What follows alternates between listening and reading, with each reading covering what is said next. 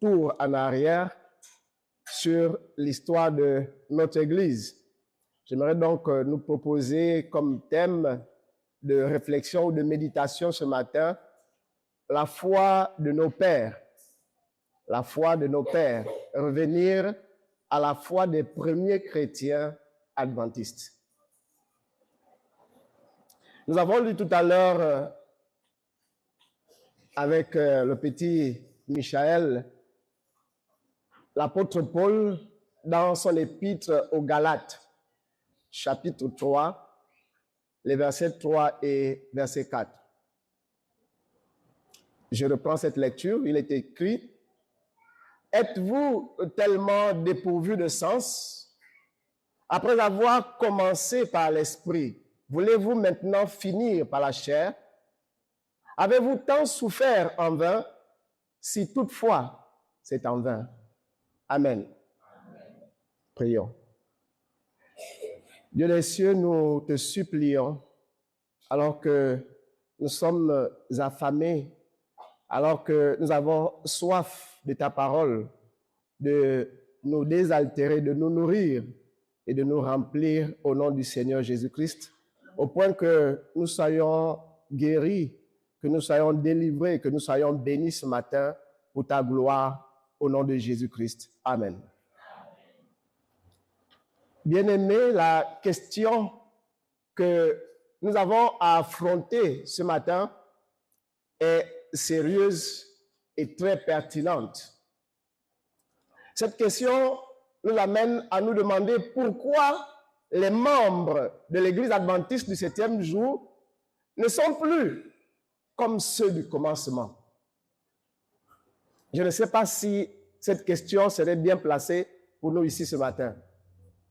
Mais je crois que pour beaucoup, ça nous donne matière à réflexion. Effectivement, ce n'est pas une critique, mais un simple constat que nous pouvons tous observer autour de nous. Si je demandais à quelques-uns de ceux qui ont commencé l'œuvre adventiste ou même l'œuvre chrétienne en général, ils se poseraient des questions s'ils essayaient de faire le parallèle entre ce temps du début et le temps actuel. Heureusement, le Seigneur Jésus-Christ nous a décrit à travers les prophéties les différentes étapes que l'Église devait traverser. Et malheureusement pour nous, il semble que nous sommes à une étape cruciale qui correspond à celle qu'il a appelée l'Église de Laodicée, en se révélant à l'apôtre Jean. Lorsque nous regardons les pionniers, nous voyons une Église avec une foi vivante. Non seulement au début du mouvement adventiste, mais dans la suite de l'histoire.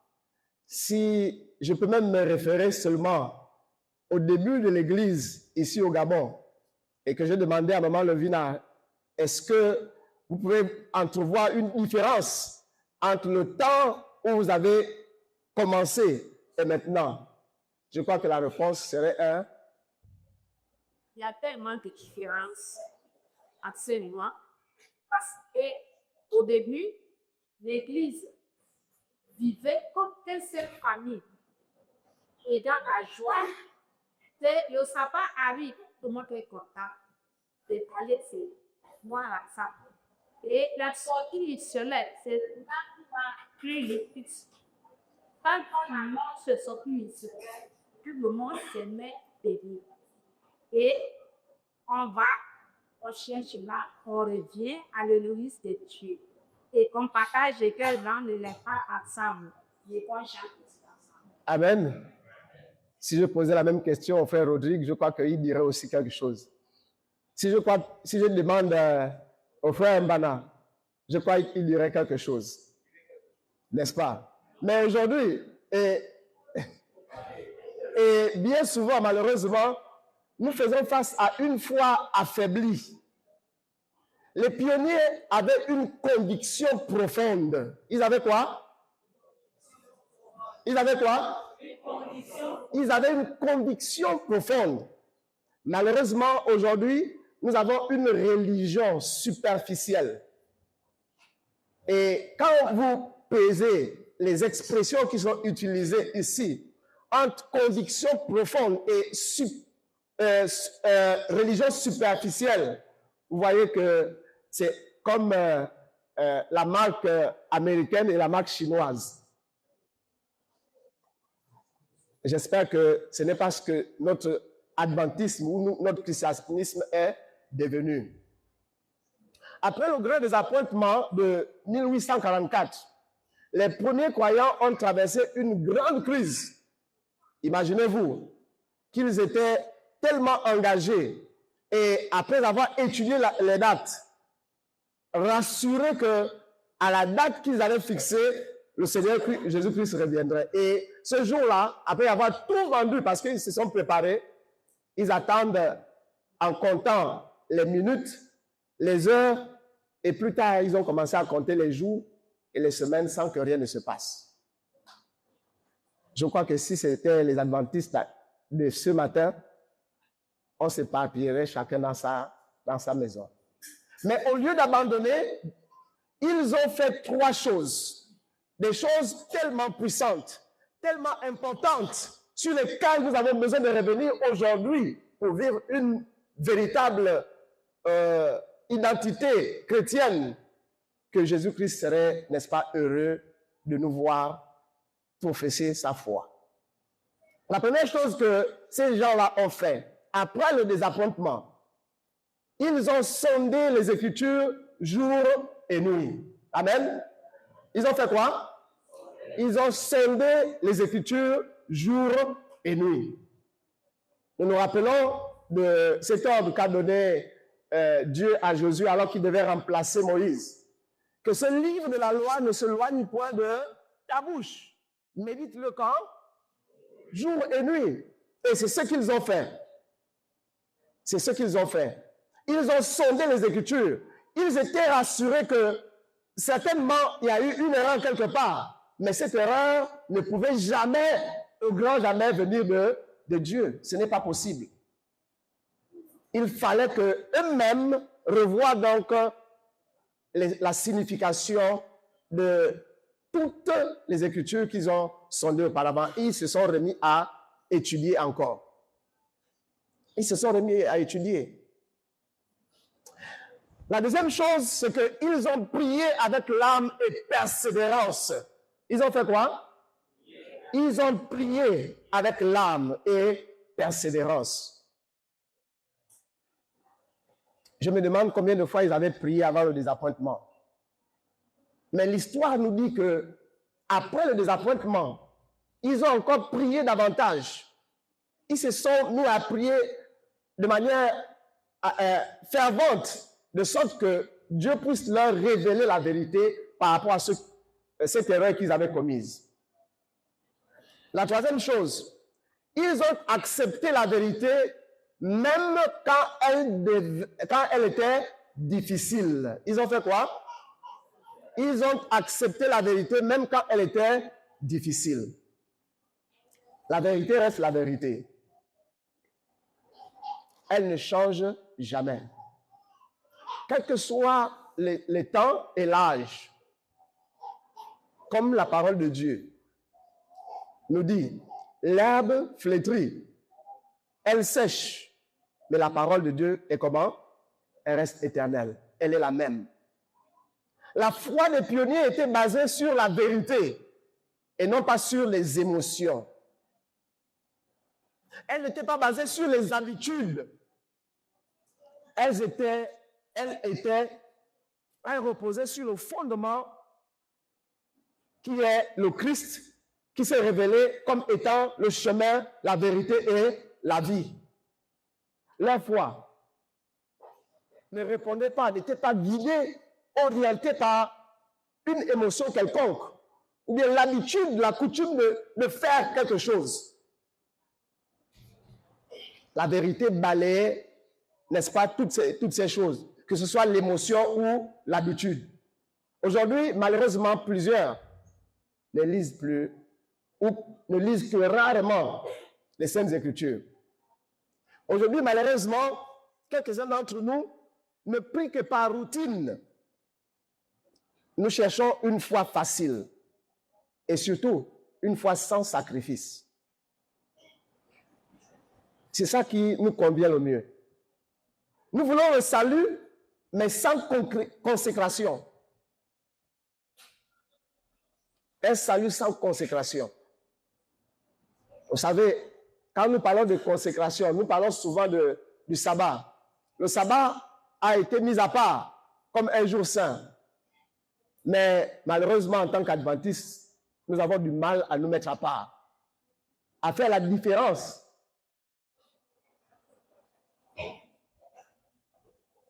L'amour du monde a remplacé l'amour de Dieu. Alors que 1 Jean chapitre 2, verset 15 nous dit de ne pas aimer le monde et les choses qui sont dans le monde, parce que ces choses passeront. Et ceux qui s'y attachent également passeront avec. Aujourd'hui, les divertissements ont pris la place de la prière. Les réseaux sociaux ont pris la place de la méditation. Les plaisirs ont pris la place du service de Dieu. Le cœur est partagé. Le cœur est divisé entre Dieu et ce que le monde nous offre. Avant, Dieu était la priorité. Je me rappelle que dans le quinquennat que nous venons de terminer, il nous a été martelé dans la GCV de mettre Dieu en premier. Mais la question se pose de savoir si effectivement Dieu reste en premier. Aujourd'hui, Dieu est parfois, et peut-être même plus souvent, très souvent, une option. Dieu devient une option. C'est la raison pour laquelle la puissance spirituelle diminue. Ceux qui ont posé les bases du christianisme et surtout de l'adventisme respectaient profondément le sabbat. Ils respectaient l'habillement chrétien. Ils respectaient la réforme sanitaire. Ils respectaient la séparation d'avec le monde. Aujourd'hui, malheureusement, on a du mal à faire une distinction entre le monde et le christianisme.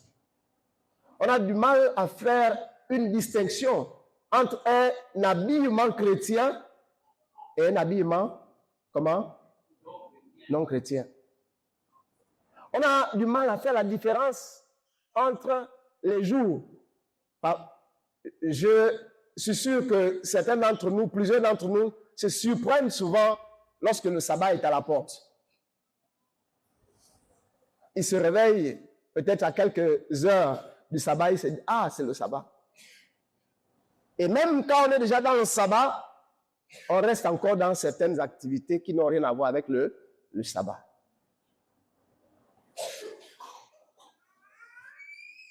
Dans plusieurs environnements où se trouvent implantées nos églises, on a des commerçants. Et le plus souvent, ces gens-là font leur plus grand chiffre d'affaires le jour du sabbat. Parce que le sabbat a changé. Aujourd'hui, certains disent, c'est pas grave. Dieu regarde le cœur.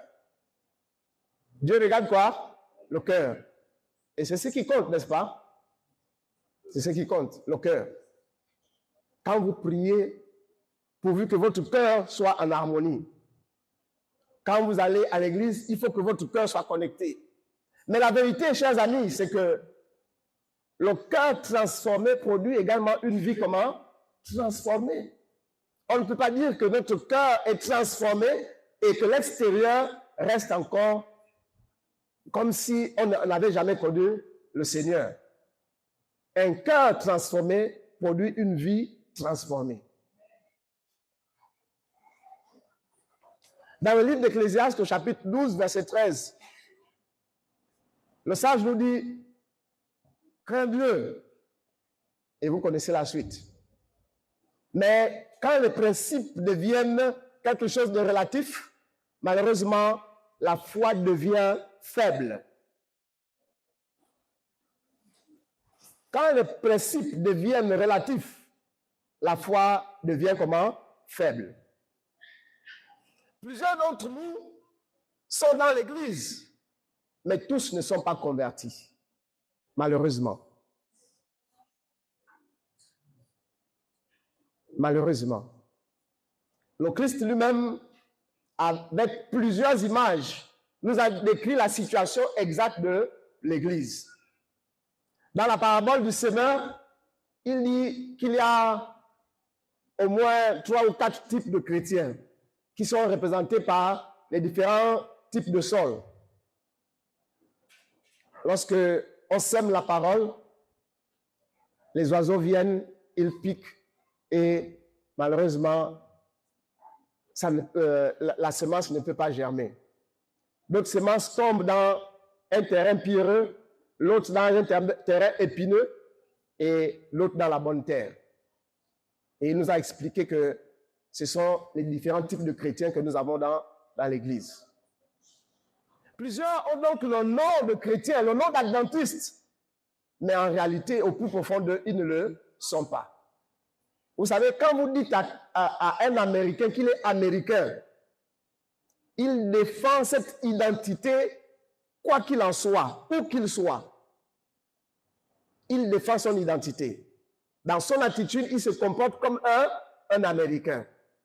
Quand une situation arrive, il se démarque, il se fait distinguer comme un Américain. Parce qu'il est fier d'être un Américain. Et il pense qu'un Américain n'est pas n'importe qui. La même chose avec le Juif. C'est pourquoi dans la Bible, on nous dit souvent que les Juifs avaient un regard différent lorsqu'il fallait, n'est-ce pas, considérer les Juifs ou les non-Juifs. Heureusement, Dieu a recadré les choses pour dire que nous sommes tous des êtres humains et qu'il est mort pour nous tous. Beaucoup sont dans l'église. Ils ont des habitudes religieuses, mais ils ne sont pas des véritables personnes converties. Ils ont la connaissance doctrinale, mais ils n'ont pas une relation vivante avec Dieu. Ils n'ont pas une vie transformée de l'intérieur. Être dans l'église, donc, ne veut pas dire être sauvé. Être dans l'église ne veut pas dire quoi? Et c'est à cet effet que Jésus a donné l'avertissement dans la prophétie dont j'ai parlé tout à l'heure. Apocalypse chapitre 3, verset 1, il dit, tu passes pour être vivant, mais tu es comment? Tu es mort. Et dans cette prophétie, malheureusement, il dit à l'Église que tu ne sais pas que tu es.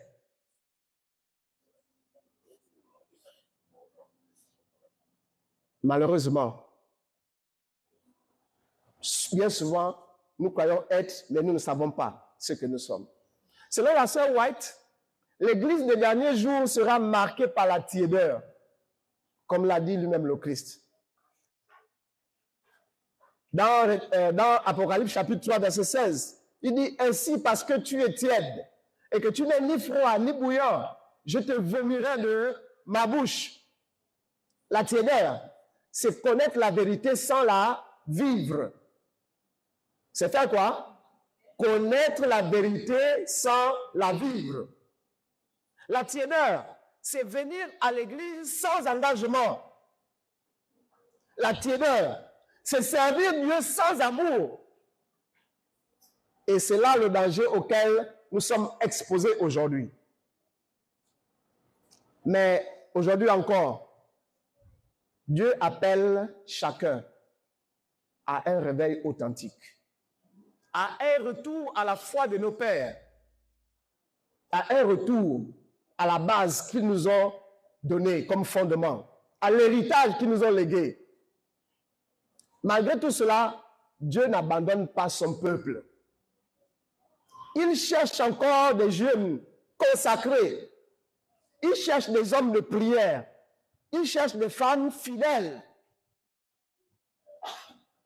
Dans le livre de 2 Chroniques, chapitre 7, verset 14, il dit, « Si mon peuple, sur qui est invoqué mon nom, s'humilie, prie et cherche ma face, et s'il se détourne de ses mauvaises voies, je l'exaucerai des cieux. Je lui pardonnerai son péché et je guérirai quoi? Son pays. » Malheureusement, ce que nous ignorons souvent, c'est que parfois, la situation de notre pays repose sur notre propre relation avec Dieu. Selon ce que Chronique nous dit ici. Si mon peuple, sur qui est invoqué mon nom, fait quoi? S'humilie, prie et cherche ma face. S'il se détourne de ses mauvaises voies, je l'exaucerai des cieux. Je lui pardonnerai son péché. Je ferai quoi ensuite? Je guérirai son pays. Le peuple de Dieu a une grande responsabilité donc sur la situation de son pays. Il y a donc 3 choses que nous propose la foi de nos pères ou que nous ont léguées comme héritage les pionniers de l'Église, les premiers chrétiens, comme les premiers chrétiens adventistes. La prière, les saintes écritures et la vérité. Ils priaient, disais-je, ils sondaient les saintes écritures et ils acceptaient la vérité, même lorsqu'elles n'étaient pas en harmonie avec leurs pensées, leurs sentiments ou leurs émotions.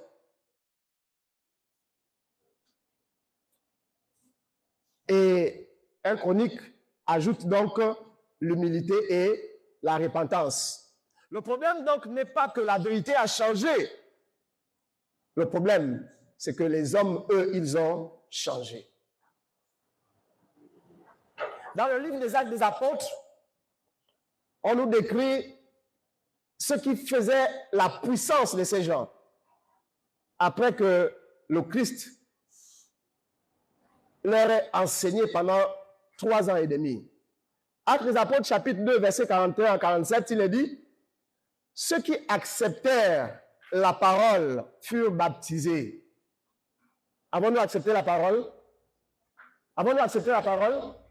Sommes-nous baptisés? Ceux qui acceptèrent la parole furent baptisés. Et en ce jour-là, le nombre de disciples s'augmenta d'environ 3000 âmes. Ensuite, verset 42, ils persévéraient dans l'enseignement des apôtres. Ils faisaient quoi? Ils persévéraient dans quoi? Pas dans leurs émotions, pas dans leurs habitudes. Ils persévéraient dans l'enseignement des apôtres. D'où était tiré l'enseignement des apôtres? Dans la Bible. Ils avaient reçu pendant 3 ans et demi la vérité sur tout ce que la Torah leur avait révélé. Et ils étaient aguerris. Ils persévéraient dans l'enseignement des apôtres, c'est-à-dire dans l'enseignement du Christ. Ils persévéraient dans la communion fraternelle, ce dont venait de parler Maman Lovina. Ils persévéraient dans la fraction du pain. Et ils persévéraient surtout dans les prières. Amen. Ils persévéraient. Et qu'est-ce qui s'est passé ensuite? Verset 43. La crainte s'emparait de chacun. Et il se faisait beaucoup de prodiges et de miracles par les apôtres. Tous ceux qui croyaient étaient dans le même lieu et ils avaient tout en commun.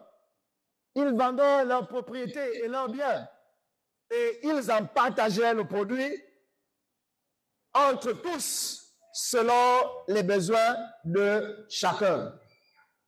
Ils étaient chaque jour, tous ensemble, assidus au temple. Ils rompaient le pain dans les maisons. Ils prenaient leur nourriture avec joie et simplicité de cœur. Et surtout, ils louaient Dieu et trouvaient grâce auprès de tout le peuple. Et le Seigneur ajoutait chaque jour à l'Église ceux qui étaient comment? Sauvés. Leur évangile était juste de vivre la parole de Dieu. Et la puissance se manifestait. Et les âmes venaient parce qu'ils étaient appelés par leur style de vie. Juste leur style de vie. Aujourd'hui, Dieu nous parle donc, à vous et à moi, de manière personnelle et individuelle. Et il nous dit, ce n'est pas le moment de dormir. Ce n'est pas le moment de jouer avec le péché. Ce n'est pas le moment d'être tiède. Dieu s'adresse à nous personnellement. Et il dit, ce n'est pas le moment de dormir. Il dit, ce n'est pas le moment de jouer avec le péché. Ce n'est pas le moment d'être tiède. C'est le moment de se réveiller. Dans le livre d'Apocalypse, il dit que celui qui est injuste soit encore injuste. Que celui qui est souillé se souille encore. Et que le juste pratique encore la justice. Que celui qui est saint se sanctifie. Apocalypse chapitre 22, verset 11. La question avec laquelle j'aimerais nous laisser donc ce matin, c'est celle de savoir, suis-je un chrétien de nom? Suis-je un adventiste de nom ou un chrétien de cœur? Suis-je un adventiste de tout mon cœur? Si à aucun moment je ne l'ai jamais été, ou que je laissais tomber quelque part cette identité, le Seigneur nous appelle à prendre une décision, celle de revenir totalement à Dieu, celle de revenir à la foi de nos pères, celle de revenir à cette identité, à cet héritage qu'ils nous ont légué, celle de vivre une conversion et de marcher comme les pionniers, comme les apôtres.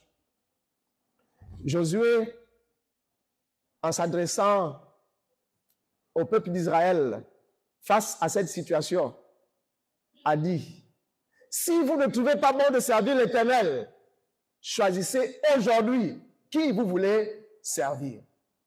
Ou les dieux que servaient vos pères au-delà du fleuve, ou les dieux des Amoréens dans le pays desquels vous habitez. Allez-y si vous voulez aller après ces dieux. Mais moi et ma maison, nous servirons l'Éternel. Merci de répéter ça avec moi. Moi et ma maison, nous servirons l'Éternel. Et Dieu vous bénisse.